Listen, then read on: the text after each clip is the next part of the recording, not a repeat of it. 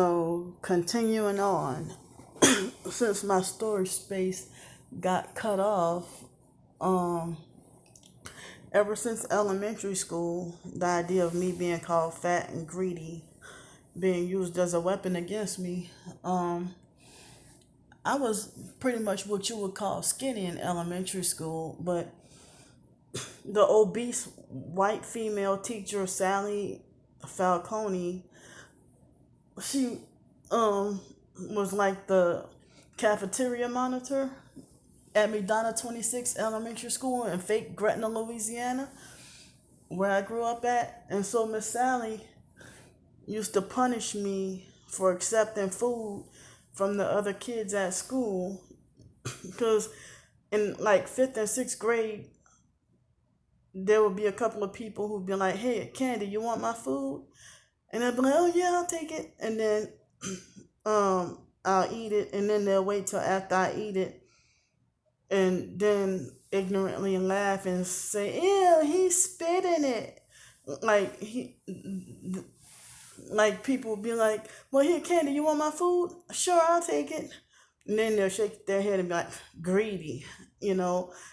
And then and then I'll eat it, and then the other kids would be like, "Eh, he spit it," but I never saw the boy spit in my food though, and it was always a boy who did that.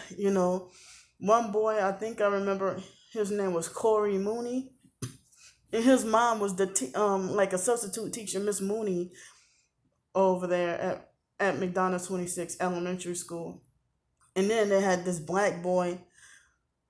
Dog, I used to call myself loving people who hated me and was abusive to me. But it's like I felt bad because I used to have like a kitty crush on Keenan, not in a sexual way, but I used to like him a lot. But he used to be a very abusive and mean, and he would also do the same thing, you know.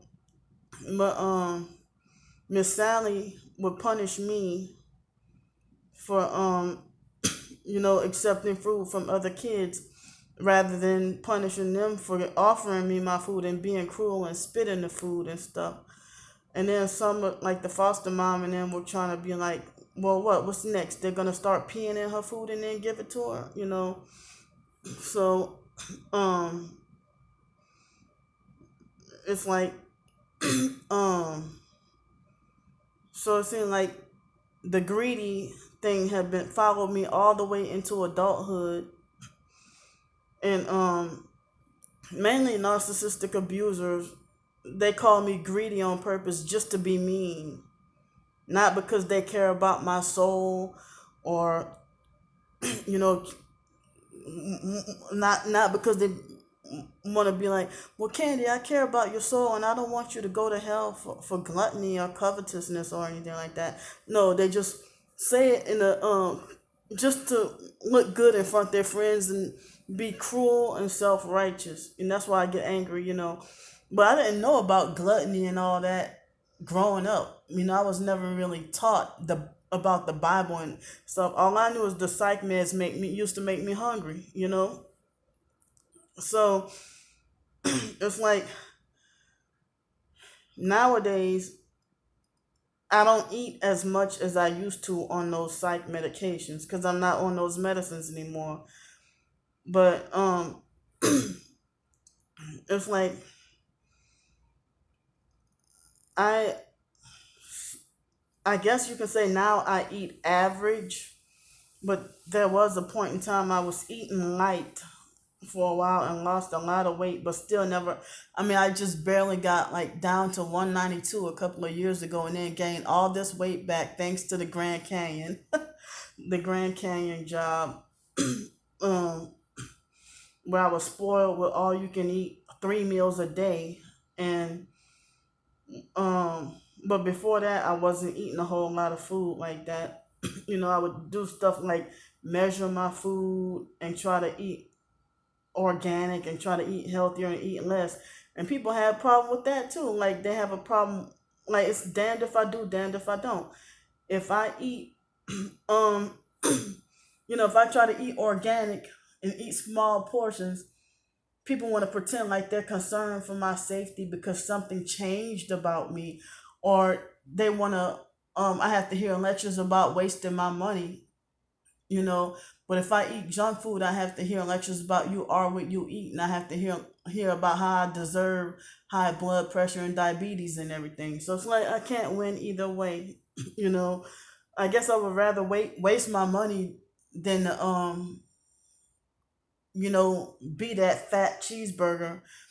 You know, if I eat a fat cheeseburger, then I guess I must be a fat cheeseburger.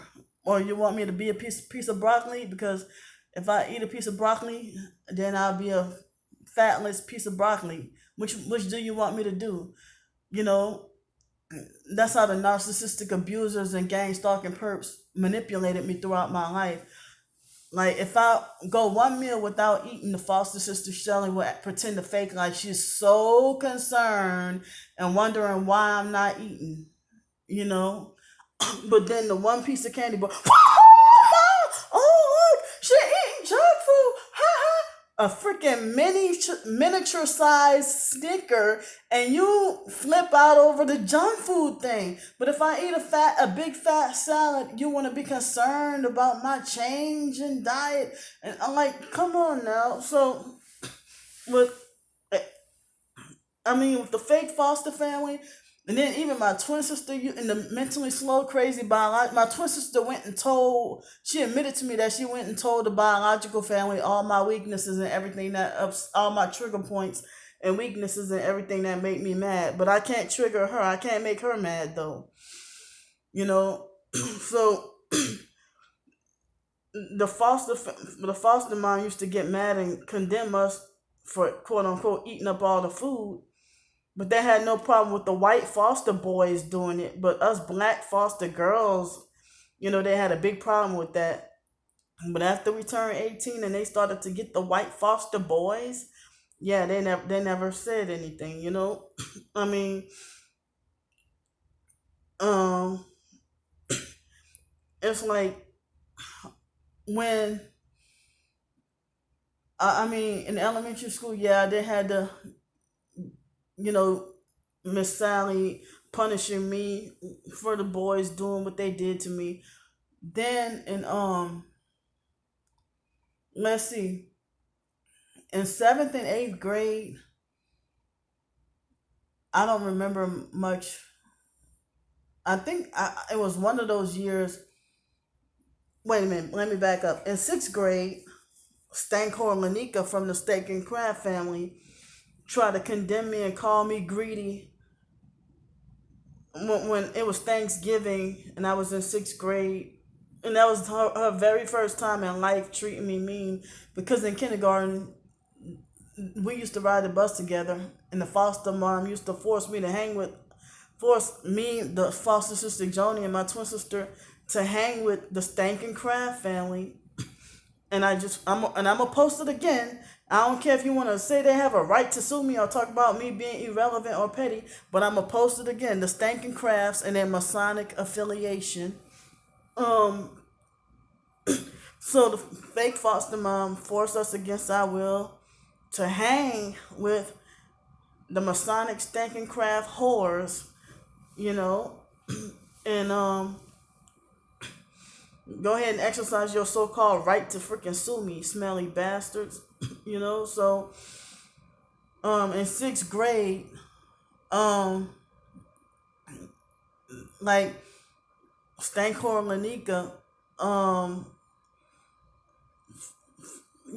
she tried, when I asked her, when they were talking about German chocolate cake, and I said I never tried German chocolate cake before. And I said, what does it taste like? She said, that's none of your business, greedy. you know and I wonder what the hell happened to her. So she lost her innocence and became a whore and became very evil.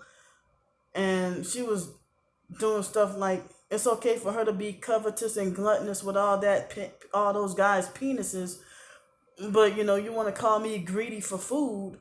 But then you can it's okay for you to covet as much penis as you want. you know that's why I call her Stank Whore Lanika. you know So by the time we were in ninth grade and they had that incident happen, which how I think I became targeted, and then um, a couple of months after that, like maybe 3 months later, um, she called me greedy at a track meet one time because I was depressed and grieving the foster grandma's death. And people used to just call the foster sister Joni. They used to just call her fat, and she wasn't on psych medications, but she used to overeat a lot of junk food, and I think we picked that up from Joni. But nobody ever called Joni greedy. They just simply call her fat and make jokes that they didn't intend to be harmless, but at the same time, sometimes she would cry at people calling her fat, but nobody ever called her greedy. But I was still skinny, and I was very young, like 8 years old, 7 or 8 years old. And Joni used to bully me or pick on me, and I used to be like, "So what, Miss Piggy," or something like that. And the foster mom used to encourage me to tell Joni about if she pick on me again, that I should just tell her about why she failing school. She's dumb and failing school if she pick on me. Because Joni was the one who got all the ignorant project ghetto fake crusty kids at school bully, harass, and laugh at us and say, "Well, at least I know who my real mama is," and stuff like that. I don't know why I get the feeling that somebody's listening in or eavesdropping. Somebody sounds like somebody's standing at the door, but they might not be. But by the time I walk towards there, they might be done ran off anyway. So it's like, so when Lanika at the track meet in ninth grade, after the sexual situation that happened, um she was the one who puffed herself up about being the most vocal about. I mean, nobody told her to mind her business and leave me alone.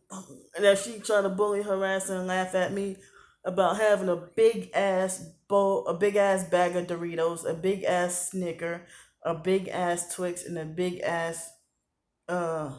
She's like a big ass Kit Kat, a big ass Snicker, a big ass uh Twix, and then she said, and a big old bag of Doritos. So, and I felt bad, you know, and I was still kind of skinny at that time in ninth grade. And so I asked all the students, did you really think I was, I don't remember if I was crying or not, but I was feeling like just super like depressed and grieving the foster grandma's death, and everything that happened. And so I went from student to student to ask if they thought I was greedy, and they're like, "Girl, that's your stuff. That's your business." And I didn't even eat it all to myself. I mean, I shared it with a lot of the other kids. I at least tried to. I offered to share it with other kids, and still got called greedy.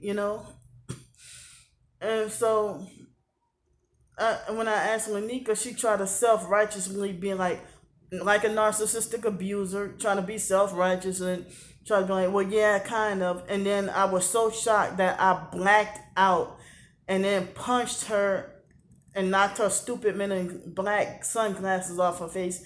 And I didn't realize what I did until after. But it's okay for her to, she would, was bullying, harassing, and laughing at us and physically assaulting us for years and with no consequence, and tripping us in the hallway and just being cruel to not just us but cruel towards everybody. Like, she would physically assault people and then laugh but never got punished or in trouble for it. And she would act out sexually and never, there was never any consequence, for what she would do. So then um wow, it's like people are walking by and listening in. I can see their shadow. Um, I don't know if that might be the housekeepers. Um, wow, this keep on saying that my video had limit was reached. How is that? So I must do a part 3.